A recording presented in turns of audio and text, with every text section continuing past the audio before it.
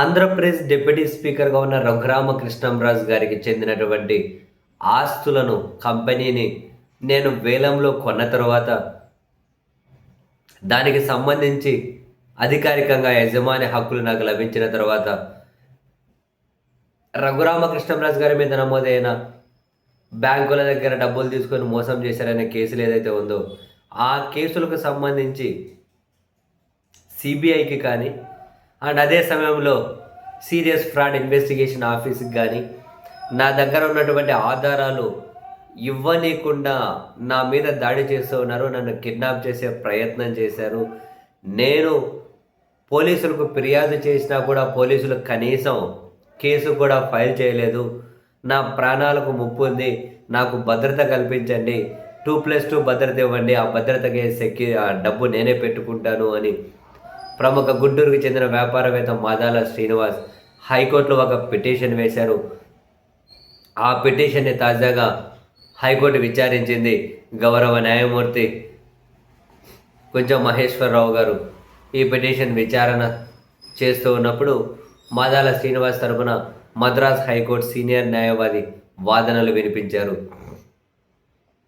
AP హైకోర్టులో వాదనలు వినిపించుకుంటూ అటు నా ఫిర్యాదు అంటే మాదాల శ్రీనివాస్ని 30 మంది వచ్చి కిడ్నాప్ చేసే ప్రయత్నం చేస్తే ఆధారాలతో సహా వెళ్ళి పోలీసులకు ఫిర్యాదు చేసినా వాళ్ళు కేసు ఫైల్ చేయలేదు. ఏంటి దారుణం? అటువైపు రఘురామకృష్ణరాజు గారు డిప్యూటీ స్పీకర్ అయితే కేసు ఫైల్ చేయకూడదు అని చెప్పి ఎక్కడ రాసి ఉందో మాకైతే తెలియడం లేదు.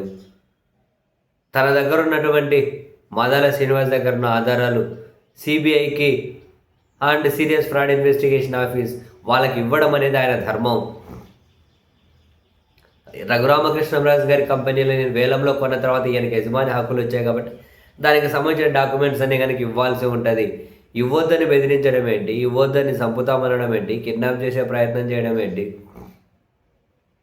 పోతే పోలీసులు కేసు పెట్టకపోవడం ఏంటి అని చెప్పి తాను వాదనలు వినిపిస్తే హైకోర్టు కూడా ఆశ్చర్యం వ్యక్తం చేసింది.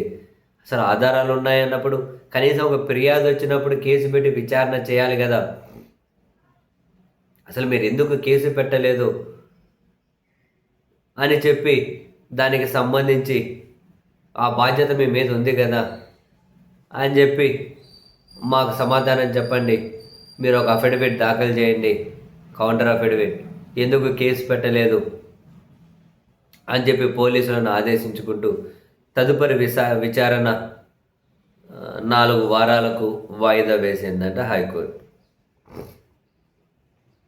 ఈ మొత్తం వ్యవహారంలో పూర్తి వివరాలను మా ముందుంచండి అని చెప్పి కూడా పోలీసులను ఆదేశించింది హైకోర్టు.